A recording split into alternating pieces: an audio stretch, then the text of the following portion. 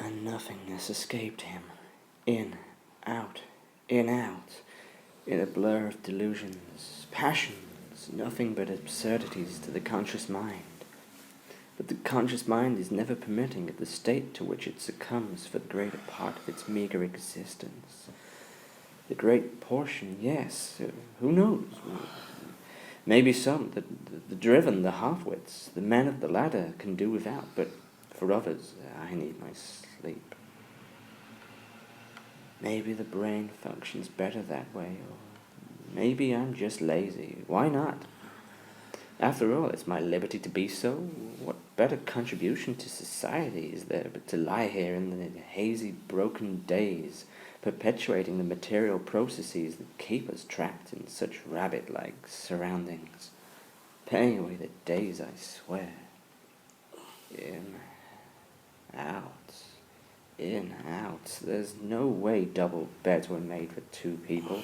I can barely move as it is. Fastidiousness will get you nowhere. Is that how it seems? So much to do. It would be easy to move if there were ever a reason to do so. But reason is that which our minds hate to reason with. The irrational in us always wants center stage, and we'd give into it in a second if only the play had a defined ending. In, out,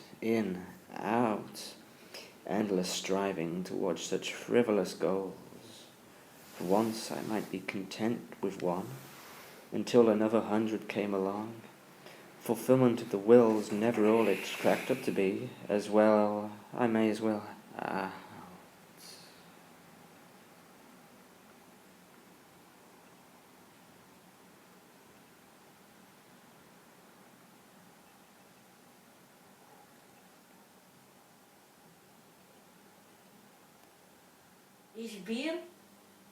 Ich wohne in Barcelona.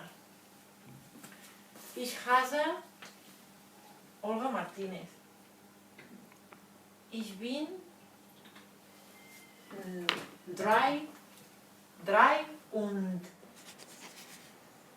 The only sound that suggests some kind of existence out there in the phenomenal world makes it seem like I really am a non-being encased in the earth's strata. I am one with creation and the primordial pain of existence. Sometimes I think I'd stay like this forever, fetal position, outstretched position, like Prometheus bound atop his rocky crag. This is why sex is best in the mornings, just a long, drawn-out ritual of mutual longing and attainment. The pleasure's drawn out. Not that I'm an adept of any form of tantricism. No, I'm far too inept for that. I'm such a sickly being. I'm surprised I'm not a Christian. And yet the veil of Maya must always be lifted at some point or other. In, out, in. It's amazing how much of a floor can become camouflaged with leads, guitar leads, phone leads, battery charger leads. I made an effort to untangle them once. How quiet is the world without such intrusions on our eardrums. You could almost accept industrial noise as part of the natural mechanics of the earth, if the damn things were ever timed to such precision. Nature is never as predictable as our habits, and biological clocks need it to be. Imagine the chain reaction, cause, effect, chaos theory applied to the 9 to 5.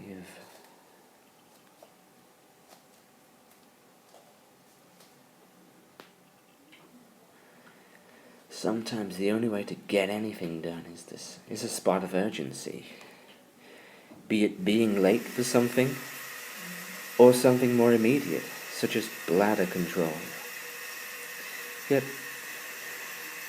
first things first, but talk about cockeyed. I knew that Jews were sadistically circumcised to prevent masturbation, or at least an excess of it, but at least they were probably aiming straight. Zarathustra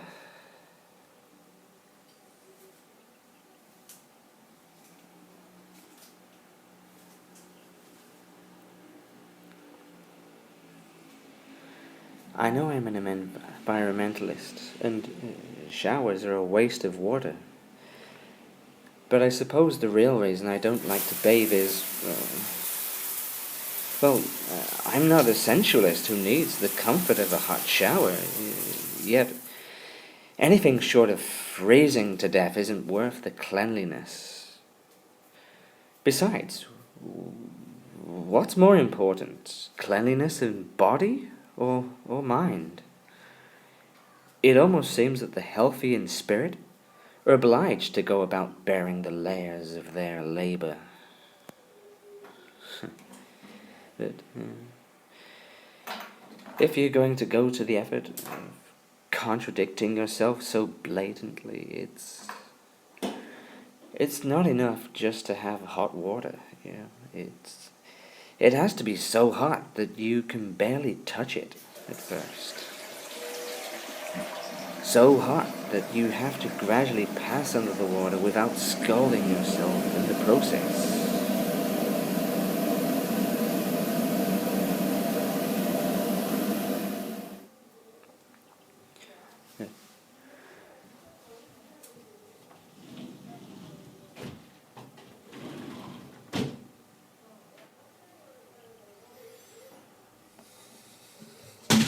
Once you're in, it's like the New Jerusalem has been attained.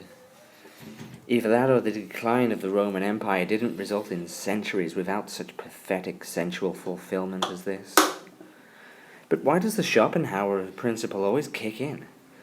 It's all well and good sitting here as one does, at one with the universe, the mountain range of my legs, have to stick up, balancing eternal strife.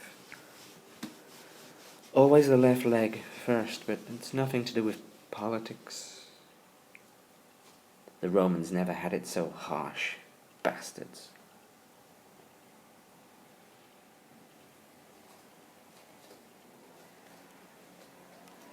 Avoid the mirror. Head for the rusty bolt. Emerge from the bathroom like a Greek god, or at least semi-hero. Not that the steam from the water has any atmospheric effects.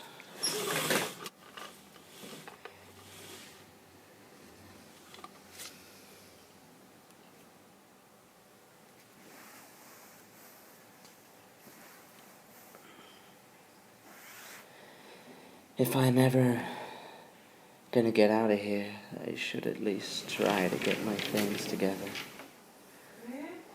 One should never go into all the tedium of what has to be achieved just to leave the house on a daily basis. Take a guess at which clothes in the wardrobe are clean. And failing that, the cleanest. No small task when you have the naval capacity that I do. I can't go out like an Apollonian priest after all.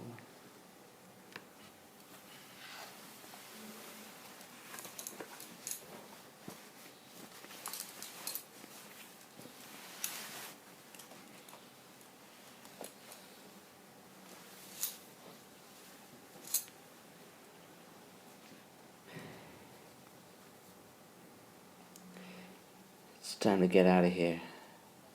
Time is the original tyranny. I know years, months, days, based on astronomical occurrences, but who had to go and invent abstract units of time like hours and minutes, seconds? Some people go too far.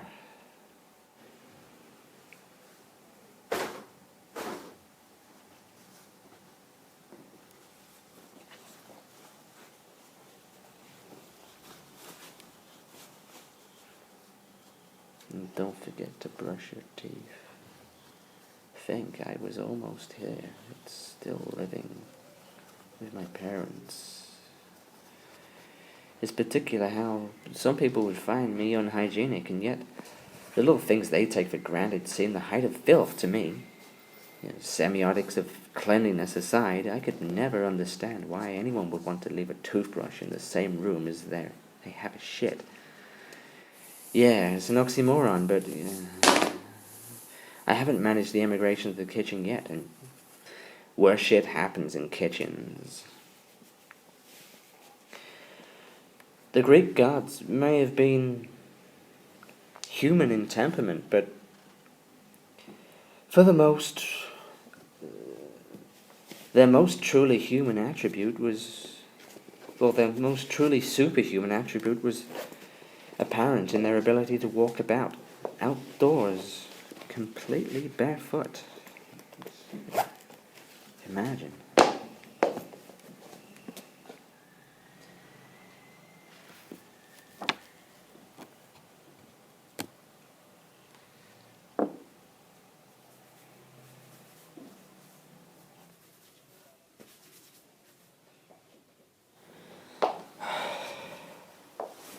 At last, I'm ready. Assuming nothing awaits me downstairs, I must pull myself together, or else... Don't worry about that. It's of no importance anyway, for the time being.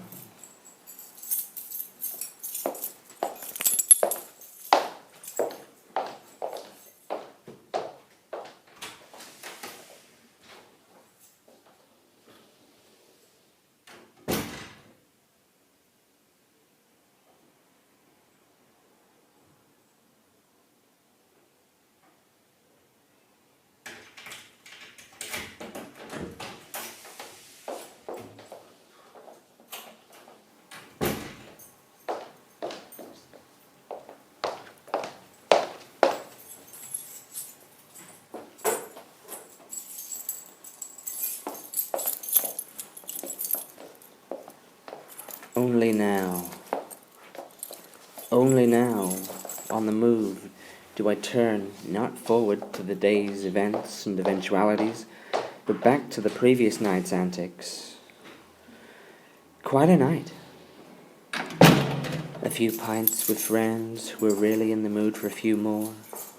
I was for some reason withdrawn from the conversation, not really getting into the discussion, even though it was one of my didactic topics. I sat there like an idiot. The problem being that I'm an all or nothing person. I can't join in with anything complacently. If I can't give something my last, it won't get any. And instead I tend to appear stoical to the world. I don't know if I look bored or boring. I prefer the second. Less is expected of you, and you never end up lending animosity to an already dead affair.